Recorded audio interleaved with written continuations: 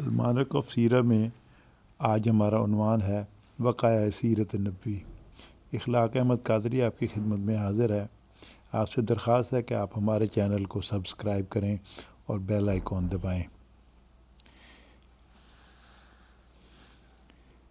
وقائع سیرت نبوی میں ہم حضرت عبد المناف تک پہنچے تھے، حضور کے مقابہ اجداء کے نام میں۔ تو آج ہم حضرت ہاشم کا ذکر کریں گے۔ حضرت عبد المناف کے بیٹوں میں حضرت ہاشم نہایت صاحب صورت، خوبصورت اور بااثر شخصیت تھے۔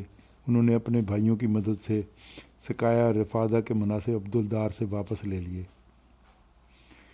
حضرت ہاشم کا نام عمرو اور لقب ہاشم تھا۔ آپ کی کنیت ابو تھی۔ ہاشم کے معنی روٹی کا چورا کرنے والا ہیں۔ وہ شدید قحط کے سال میں فلسطین گئے اور وہاں سے اونٹوں پر آٹا لدوا کر مکہ لے آئے اور اس کی روٹیاں پکوائی اور پھر ان کا چورا بنا کر سرید تیار کیا اور اہل مکہ کو خوب پیٹ بھر کر کھانا کھلایا۔ اسی لیے ان کا لقب ہاشم پڑ گیا۔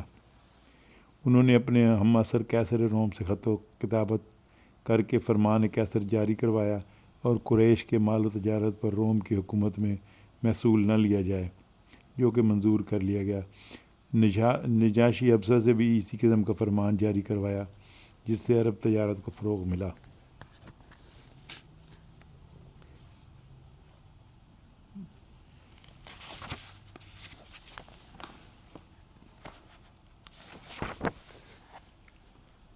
ایک مرتبہ حضرت ہاشم تجارت کے لیے شام گئے۔ راستے میں یثرب کے میلے میں ایک حسین عورت سلمہ نامی دیکھی جو بنو نجار سے تعلق رکھتی تھی۔ ہاشم کی خواہش پر سلمہ نے ان سے نکاح کر لیا۔ شادی کے بعد شام کے سفر پر چلے گئے۔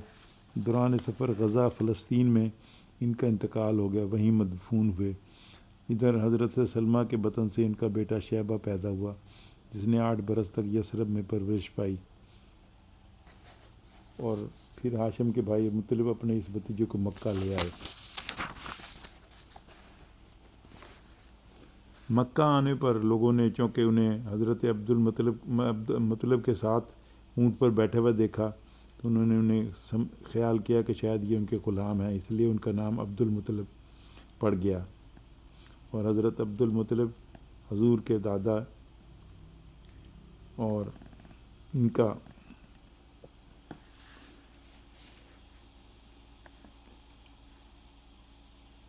انتقال 578 یا 579 عیسوی میں ہوا تھا۔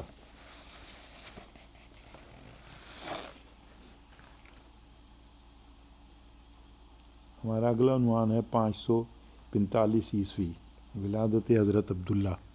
بہت سے سیرت نگاروں نے سیرت لکھتے ہوئے معجزہ اور نصرت الہی کو نبی کی ذات اقدس سے جدا عوامل بتانے کی کوشش کی ہے، حالانکہ نبی کی ذات ہی معجزہ ہوتی ہے اور اسی شخصیت میں نصرت یزدی جلوہ گر ہوتی ہے۔ اسی سیرت کے آئینہ دار نبی کے والدین بھی ہوتے ہیں۔ نبی کریم کے والد گرامی حضرت عبداللہ قریش میں سب سے اچھی صورت اور سیرت کے حامل انسان تھے۔ ہاں، حضرت کا نور آپ کے چہرے پر عیاں تھا۔ ایک روایت کے مطابق آپ کی پیدائش 545 عیسوی میں ہوئی تھی۔ اللہ تعالیٰ کی ہدایت پر حضرت عبد المطلب نے اپنے اس صاحبزادے کا نام عبداللہ رکھا تھا۔ یاد رہے کہ حدیث شریف میں آیا کہ اللہ تعالیٰ کے نزدیک سب سے محبوب نام عبداللہ اور عبد الرحمن ہیں۔ جس رات حضرت عبداللہ کی ولادت ہوئی، حضرت مولانا معین واعظ الکاشفی اپنی تصنیف معرج النبوت میں رقم تراز ہیں کہ اس رات ملک شام کے مہندس اور علم نجوم کے ماہرین کو اس کی خبر ہوئی تو انہوں نے ایک دوسرے کو متنبہ کیا کہ پیغمبر اعظم آخر حضرت محمد کے والد گرامی قدر آج شب مکہ میں تولد ہوئے ہیں۔ یاد رہے حضرت اسماعیل ذبیح اللہ ہی کی طرح حضرت عبداللہ بھی ذبیح اللہ کہلائے بعد ازاں۔ حضرت عبد المطلب نے چائے زمزم کی کھدائی کے موقع پر یہ منت پانی تھی، اگر اللہ تعالیٰ ان کے اس کام کو آسان کر دے تو وہ اپنا ایک بیٹا اللہ کے نام پر قربان کر دیں گے۔ جب آپ کے 10 بیٹے تولد ہو گئے تو حکم الہی ہوا کہ اپنی منت پوری کریں۔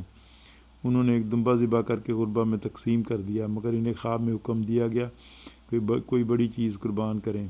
انہوں نے ایک بیل ذبح کیا، مگر پھر خواب میں وہی حکم ملا تو آپ نے ایک اونٹ ذبح کیا، مگر خواب میں پھر تاکید گئی اور انہوں نے دریافت کیا کہ وہ کیا چیز ہے۔ اس پر کہا گیا کہ آپ اپنے بیٹوں میں سے کسی ایک کو قربان کرنے کی ہدایت کریں۔ جب آپ نے اپنے بیٹوں سے اس سلسلے میں بات کی تو سب سے پہلے حضرت عبداللہ نے آپ کی بات پر سر جھکایا۔ اس کے بعد حضرت عبد المطلب نے قرہ ڈالا تو وہ بھی حضرت عبداللہ کے نام پر نکلا۔ حضرت عبد المطلب آپ کو قربان کرنے کے لیے بیت اللہ لے آئے۔ قریب تھا کہ وہ حضرت عبداللہ کو قربان کر دیں کہ حضرت عباس کی برادرانہ محبت رنگ لائی اور انہوں نے حضرت عبداللہ کو والد کے پاؤں کے نیچے سے کسی طرح کھینچ لیا۔ اس موقع پر مورخین کے مطابق حضرت عبداللہ کے چہرے پر خراشیں بھی آئیں جو وفات تک آپ کے چہرے پر موجود تھیں۔ ادھر قریش اور ادھر حضرت عبداللہ کے ننیال نے حضرت عبداللہ کو فتیہ کے اونٹ قربان کرنے کا مشورہ دیا۔ اس پر حضرت عبد المطلب نے ایک عرب کاہنہ سے اس سلسلے میں مشورہ کیا تو اس نے حضرت عبداللہ کی دیت ادا کرنے کا مشورہ دیا۔ اس پر حضرت عبد المطلب نے 10 اونٹوں پر قرہ ڈالا، مگر اب بھی اونٹوں کی بجائے حضرت عبداللہ کا نام نکلا، یہاں تک کہ حضرت عبد المطلب نے اونٹوں کی تعداد 100 کر دی اور اب قرہ اونٹوں کی بجائے اونٹوں کے نام پر نکلا، حضرت عبداللہ کے بجائے اونٹوں کے نام پر نکلا۔ خدا کو 100 اونٹوں کی قربانی حضرت عبداللہ کی جگہ منظور ہوئی۔ انہوں نے قرب کعبہ میں فدیہ کے یہ اونٹ قربان کیے اور کسی کو ان کا گوشت کھانے سے منع نہ کیا۔ انسان اور چرند پرند سب نے قربانی کا یہ گوشت کھایا اور شاد کام ہوئے۔ یوں حضرت کو 2 ذبیح اللہ کے بیٹے ہونے کا شرف حاصل ہو گیا۔ جب حضرت عبداللہ نے جوانی کی دہلیز پر قدم رکھا تو نور نبوت آپ کی پیشانی پر چمکتا تھا۔ آپ کا چہرہ مبارک منور تھا۔ آپ کے حسن مجسم منظر کی وجہ سے دختران قریش آپ پر فریقتہ تھی۔ جب آپ کا عقد حضرت آمنہ سے ہوا تو علامہ ابن برہان حلبی نے اپنی سیرت میں لکھا ہے کہ قریش کی جوان لڑکیاں اس غم میں بیمار پڑ گئیں کہ ان کی شادی حضرت عبداللہ سے نہ ہو سکی۔ 570 عیسوی میں حضرت عبد المطلب نے اپنے صاحبزادے کو مدینہ منورہ لائے اور ان کا نکاح حضرت آمنہ بنت وہب سے کر دیا۔ یثرب میں حضرت آمنہ تمام خواتین اور قریش سے افضل اور محترم تھیں۔ نکاح کے بعد حضرت عبداللہ نے شعبہ ابی طالب میں جمرہ وسطیٰ کے مقام پر حضرت آمنہ کے ساتھ شب زفاف منائی۔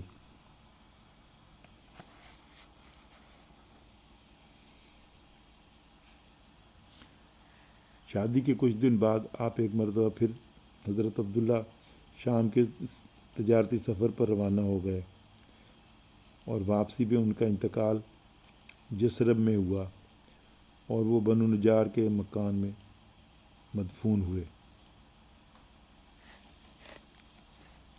571 عیسوی یہ سال عرب میں عام الفیل کے نام سے مشہور ہے۔ یمن میں بنو حمیر کے زوال کے بعد اہل حبشہ نے اپنی حکومت قائم کی تھی۔ جب یہ حکومت ابرہہ آشرم نامی حبشی کے ہاتھ آئی تو اس نے صنعا میں ایک عظیم الشان گرجا تعمیر کرایا۔ وہ چاہتا تھا کہ اس گرجا کو وہ تکریم حاصل ہو جائے کہ لوگ بیت اللہ کی بجائے اس کا حج کرنے کے لیے آئیں، لیکن عربوں کو یہ منظور نہ تھا۔ ابرہہ کی اس حرکت پر عربوں کو سخت غصہ آیا اور انہوں نے قسم اٹھائی کہ وہ بالضرور اس حرکت کا بدلہ لیں گے، اور انہوں نے گرجے کے حال میں قضائے حاجت کر دی، پھر واپس لوٹ آئے۔ ابرہہ کو عربوں کو اس حرکت کا پتہ چلا تو وہ غضبناک ہو گیا۔ اس نے قسم اٹھائی کہ وہ بالضرور اس حرکت کا بدلہ لے گا اور بیت اللہ کو تباہ کر دے گا۔ پھر اس نے 571 عیسوی میں ایک بڑے لشکر کے ساتھ، جس میں ہاتھی بھی بڑی تعداد میں موجود تھے، مکہ کا رخ کیا۔ ہاتھیوں کے اس لشکر کی آمد کے سال کو عرب عام الفیل کا نام دیتے ہیں۔